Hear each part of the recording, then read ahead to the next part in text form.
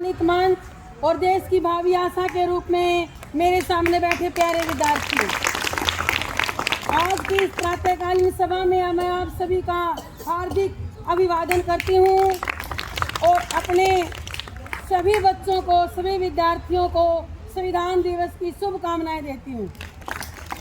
प्यारे विद्यार्थियों, आज 26 नवंबर है और 26 नवंबर को हमारा देश संविधान दिवस मनाता है।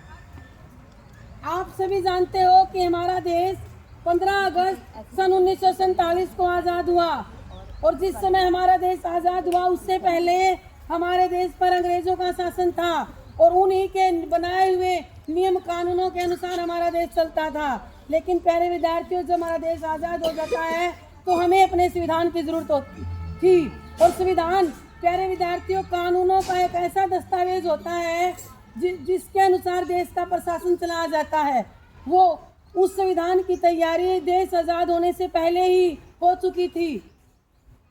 संविधान सभा की पहली बैठक 9 दिसंबर सन 1946 को हुई और उसमें 207 सदस्यों ने भाग लिया और उनके संविधान सभा के जो अध्यक्ष थे बेटा, सबसे पहले सच्चिदानंद बनाए गए। वो 2 दिन के लिए रहे, उनका स्वास्थ्य सही नहीं था और उसके बाद 11 दिसंबर सन 1946 को ही संविधान सभा के प्रथम अध्यक्ष डॉक्टर राजेंद्र प्रसाद बने। कौन बने? डॉक्टर राजेंद्र प्रसाद। उसके बाद प्रारूप और एक सलाहकार थे बेटा, BN राव। BN राव ने जब तक संविधान बना तब तक संविधान सभा में उन्होंने एक सलाहकार की भूमिका निभाई बेटा संविधान बनाने में, और वो इतने विद्वान, इतने ज्ञानी थे कि उस समय उनकी कोई बराबरी नहीं कर सकता था। और उन्होंने 3 साल तक जो काम किया उसका वेतन नहीं लिया, उसका कोई शुल्क नहीं लिया। ये बेटा बहुत बड़ी बात है कि कहीं हम नौकरी करते हैं या कोई और व्यवसाय करते हैं और ये कहें कि मुझे पैसे नहीं चाहिए, क्योंकि हमारा भी अपना परिवार है, सबने अपने परिवार का भरण पोषण करना है। लेकिन प्यारे विद्यार्थियों, BN राव जी ने अवैतनिक तौर पर, यानी बगैर कुछ भी वेतन लिए 3 साल तक, जब तक संविधान बना, उन्होंने अपने सलाहकार की भूमिका निभाई। और फिर प्रारूप समिति के अध्यक्ष बनते हैं डॉक्टर राजेंद्र प्रसाद, भीमराव अंबेडकर जी। और भीमराव अंबेडकर जी का नाम भी हमारे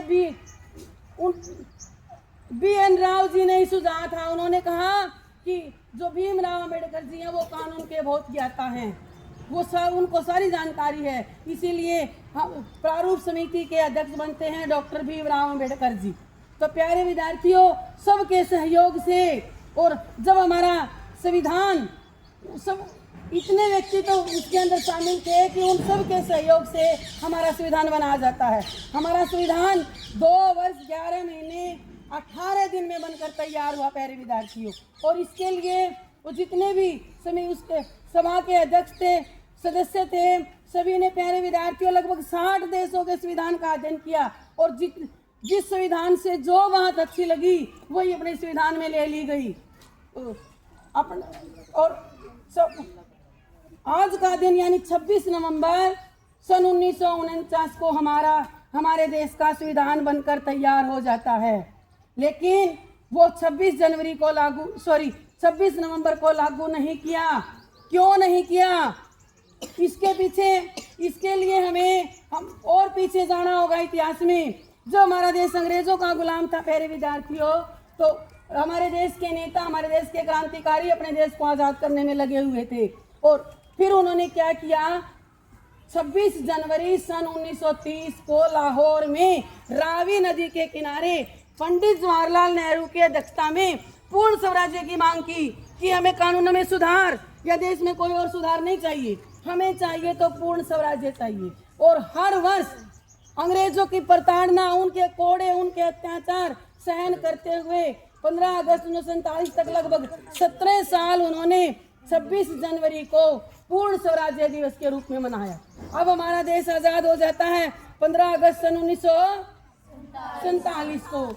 वो दिन तो उसी दिन मनाएंगे हम, कि 26 जनवरी के दिन को याद कैसे रखें, कि जिसमें अंग्रेजों की इतनी प्रताड़नाएं सही हमारे नेताओं ने, क्रांतिकारियों ने। तो उस दिन को याद करने के लिए 26 जनवरी सन 1950 को हमारा संविधान लागू किया गया प्यारे विद्यार्थियों, और 26 नवंबर सन 1949 को ये बनकर तैयार हुआ था।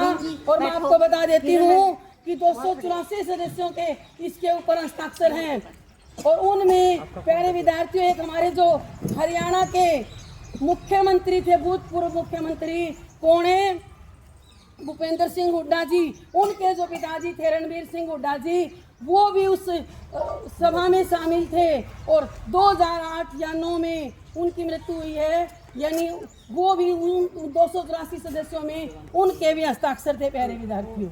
जब हमारा संविधान बनकर तैयार हो गया, मसौदा तैयार हो गया, और अब आपको मैं आपकी जानकारी के लिए बता दूं कि हमारा देश दुनिया का सबसे लिखित और बड़ा संविधान है। जब वो मसौदा हमारा तैयार हो जाता है तब उसको लिखने के लिए एक सुलेखक चाहिए जो सुंदर लिखाई में उसको लिख सके। वो उस टाइप नहीं करवाएगा प्यारे विद्यार्थियों, उसको लिखा गया। उसके लिए एक लेखक थे बेटा, सुलेखक, जिनकी लिखाई बहुत अच्छी थी, तो उनका नाम था प्रेम बिहारी नारायण रायजादा।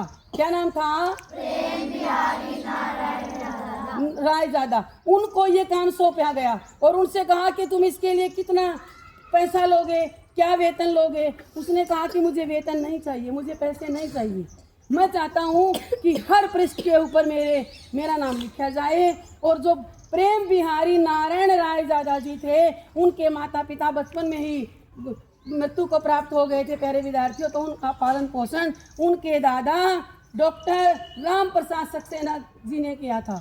कहा कि हर पेज पर तो मेरा नाम होना चाहिए, क्या? प्रेम बिहारी नारायण रायजादा, और आखिरी पृष्ठ पर मेरे दादाजी डॉक्टर राम प्रसाद सक्सेना का नाम होना चाहिए। तो हमारे संविधान के सभी जो पृष्ठ है बेटा, उनके ऊपर उनका नाम है, और आखिरी पेज पर उनके दादाजी का नाम लिखवाया, क्योंकि वो अपने दादाजी का बहुत सम्मान करते थे, उनसे विशेष उनका लगाव था।